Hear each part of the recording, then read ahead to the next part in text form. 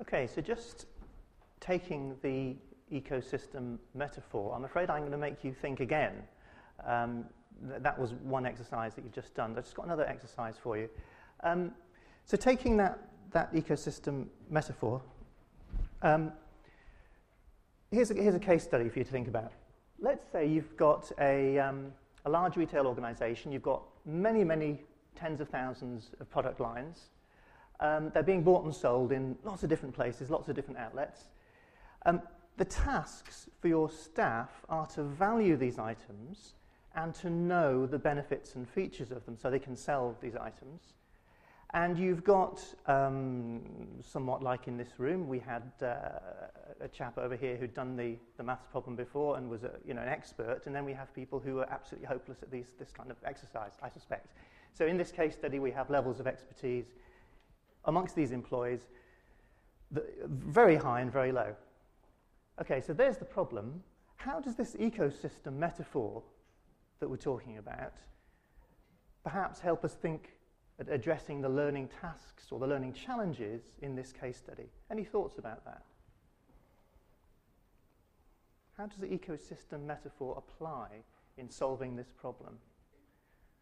Think about the learning challenge, what the people have got to learn. They've got to learn the value of things. They've got to learn how to identify things. You've got knowledge in the business. You've definitely got knowledge in the business. We have people like, what's your name? Mike. Expert Mike. We've got quite a lot of expert Mikes. Okay. How can we use expert Mikes? Like coaching and mentoring, I guess. Yeah, absolutely. Let's say that we've got a few expert Mikes, but they're physically located, because this is a US case study, they're physically located all over the States, very remotely, and there's part-time workers in other parts of the States, and so that's another problem for us. What else can we do? How does this ecosystem metaphor perhaps apply here? Patrick, over here. So I didn't see. Give these experts some incentive to share what they know. Fantastic. An incentive to share. Great. More? Any more ideas? This is a real case study. I'll give you an ability to share. A wiki, tools. So we're talking about tools and infrastructure. So sharing expertise with an incentive and methods and tools and processes. Let's just show you one possible answer. And as I say, this is a real case. So this company in America called Cash America, and they are a pawn broker, P-A-W-N, broker, set up a video sharing site. Okay. They recognized that some of these people in their organization knew an awful lot, and many people knew very little. And that in this very fragmented, very fast-moving environment they were working in, it was a great way of progressing to just give people the ability to share graphically, share in a video form what they knew. So on here you've got, the resolution of this thing isn't quite clear enough for you to see, but you've got an example here of a video of someone explaining how a particular type of handbag is constructed, okay? It's got a rating system, it's got related videos here. And in addition to facilitating the sharing of videos, they also cultivate annotating those videos and commenting on them. So again, you may not be able to read this, but there's some lovely detail in here. So person A, whose name I can't remember, I think her name is Melissa, has put up this. And then other people have said, well, do you know what, Melissa, you got some of it right and some of it wrong. And the act of sharing, of course, helps yourself learn, but also helps other people learn. So there's really sort of low levels of detail here. They're talking about the thickness of particular bangles and fittings down here. So it's very detailed, very granular levels of learning. So both the people that share are learning and the people that receive are learning too. So let's have the whole thing. Think about why this is appropriate. You've got a vast number of things people need to learn. They need to learn very responsively, very quickly. People learn better, really the third and fourth points are the same. People learn better if they're involved. There's a high level of effectiveness if people are involved in the learning. And cost. Of course, can you imagine what it would be like trying to create 160,000 e-learning courses about all these products? It's bonkers. You wouldn't even think about it, would you? So, your traditional product knowledge e-learning course just isn't going to work here. And what occurs to me, of course, you know, we're all L&D professionals. Aren't those the issues we're dealing with all the time? Quantity, responsiveness, involvement, effectiveness, and cost, you know? So those are the kind of things that this type of solution can help with. Why was it appropriate? So when is this approach appropriate? Well, there's some fairly easy targets. If you're in the business of sharing skills, updating people in terms of processes, sharing, you know, how-tos, rules of thumbs, that kind of thing, it's fairly obvious that this kind of approach will help. It's also fairly obvious that there's some types of learning challenge where this is a bit more tough. So if you're in the business of compliance, legislation, regulation, a lot of e-learning is, you might say, well, this kind of approach could be a bit dodgy because you can't just let people say, hey, I'll tell you what, you know, according to this legal edict, you can do that. And, you know, I have no real knowledge about it, you know, so just make it up, you know. It's a bit risky. Technical issues of technical precision, you know, where there's a high degree of risk, where you've got experts involved and so on. There's some areas where you might think that this kind of approach could be a little bit risky. However, it's important to think of this in terms of a spectrum. There's a chap, Mark Ohlert, who's talking tomorrow afternoon about US military use of communities and collaboration. I think some of the stuff that, if you follow him on Twitter, some of the stuff that he might be talking about is the way that collaboration and collaborative systems are used in the US military. You know. So it's a spectrum. There are some easy targets which you can definitely say, yes, this ecosystem approach is entirely appropriate, and some that are less so, but it's very much on a spectrum. So, actually, I could really do with a drink of water. Sorry. Thank you. Sorry. Uh-huh. Right. So, what needs to be in? Oh, that's better. What needs to be in place to make this approach work? We think four things. Having looked at this fairly carefully, four components: content creation tools, some kind of system or infrastructure to support those content creation tools, the appropriate culture and skills and competence. And I'll start by talking very briefly about content creation tools. We live in an age of rapidization of software. Okay? All sorts of software is being made easier to use, and much of that software is to help you make things to express what you know. Okay? Any individual in this room right now has access to hundreds, probably thousands of tools that can help you express in all sorts of different ways, images, diagrams, videos, what you're good at, what you know. We're not confined to words anymore. We're not confined to being next to somebody physically anymore. We're surrounded by all these tools that help us articulate. They've kind of cornered that market, haven't they, with that tool, articulate.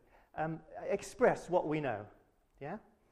And one of the things that I think as an industry we might have misunderstood is that rapid tools, these rapid authoring tools we all talk about, they're for experts to use to broadcast the same old stuff out again. I think that misses the point. I think they're part of this whole rapidization process, which is about helping us all express what we know. Just quickly, simple diagram. Software always goes from imitating the old to creating new. It always goes from expensive to cheap. It always goes from expert to novice. It always goes from standalone to network, and it tends to go from proprietary to open. So the situation's only going to get better. Yeah, all this stuff that helps us express things, it's always going to get cheaper and easier. Mark. Okay. Thinking about the sort of systems and the infrastructure that needs to be in place, I'm going to use YouTube here as a model for the sort of thing that's in my head that we need in our organisations. Whatever system we put in place has to have search at the centre. That's how people use the web. So why don't we use it inside our organisations? People find stuff on YouTube mainly by searching. Some people use navigation, so we need to have that as well, but they mainly use search. So why don't we all put a search engine right at the middle of our intranets? We also need different ways of actually different types of content online. In YouTube's case, it's just video. I'm looking for a system that could deal with video and articulate content and documents and PowerPoints and audio, all in the one system, so that anyone can use those rapid tools that Patrick's been talking about and get them online into our learning ecosystem. Whatever system we put in place has to have interactivity, so that the users of these materials can interact with the producers of these materials through ratings, through comments. Just by seeing how many people are viewing it is a fantastic indication of how useful that stuff is.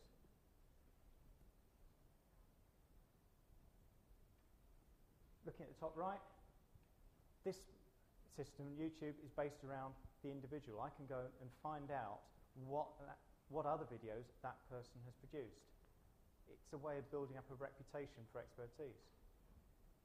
On the bottom right, I can straight away go and find other materials that are related to this one. And that's using tags and clever navigation to go and get to those materials. And finally, whatever system we have has to have some way of linking to our other existing systems. Mainly for the process of sign-on, getting user information into it. The problem we've got at the moment is there are too many systems to sign up to. So we need to have some way of connecting those systems together. Patrick. Okay, so we've looked at content development tools and infrastructure. The third component that we think needs to be in place is an appropriate culture. Now, culture is a word that's often bandied about in a rather imprecise way. So I just want to hit you with a 20-second bit of theory. This is a thing called Chomponard's onion, and what it says is that culture exists at a number of levels. There's an outer level, which is what we see around us, the physical signs. There's a kind of norms and behaviors level, but at the heart of a culture are the beliefs and assumptions that drive the culture of the organization. Okay? And it's these beliefs and assumptions that need to be kind of appropriately aligned in order to make this approach work. And some of the kinds of beliefs and assumptions are these: that it's okay to make mistakes, 100% perfect every time is unlikely. That sharing information is okay, hoarding information is a cardinal sin. That people learn when they really need to or they want to. These are all the kind of beliefs that drive that form the core of a culture that will allow you to use a learning ecosystem approach. So let's think about our learner. What do they need to be able to do to take advantage of this learning ecosystem type metaphor? I would say there's two levels of skills. You've got your basic skills and your advanced skills. Your basic learner needs to be able to, your basic learner needs to be able to get information into the system. Now that could be through typing, it could be through creating audio materials, it could be through speaking onto a video. They just need to be able to produce content or add stuff in through ratings or through comments, whatever. They also need to be a good storyteller. That's a basic skill. One of the things that I've been talking to people in the States in the last few weeks about, they're working with young organizations, what some people call full of digital natives. I'm not sure I like the term, but let's use it for the moment. Fast-moving, very young, very go ahead, and they're always looking for the new thing to do. And what they've realised is that storytelling about your job is a fantastic way of teaching other people how the company works. So they've got systems like we've been talking about. They've got internal YouTube type systems that they put in place, and they go and film people telling their stories about their work. So telling stories is a fantastic skill to have. Think about the more advanced skills. As a learner, to learn, you need to be able to reflect. You need to be able to find information. You need to be able to analyse that information. You need to be able to synthesise new information from existing information. These are quite advanced learning to learn skills, but I think we need to be pushing our people down that route. Now that's the end of this bit of the workshop, but it doesn't end here. Later on this afternoon, we're putting a handout online. You'll find it on my blog. It's not up yet, no, sorry. It's not up on your Patrick's. But there's a PDF handout that we put online that you can go and get that covers a lot of the theory that we've been talking about. There's the Learning and Skills Group forum. Please use it. It's a way of all of us talking about things together. If you want to contact either myself or Patrick individually, you can use our contact details there. I've been writing about learning ecosystems for the last few weeks on my blog, just getting my thoughts together. And I use my blog as my reflection space. So go and have a look at some of those posts. Patrick's been doing similar sorts of things on his. So continue the conversation. We are all producers and consumers here, and we can only make that ecosystem work if we connect with each other. So we've got time for and rather surprisingly, we've got time for questions. Yes, yeah. Brilliant. At the back.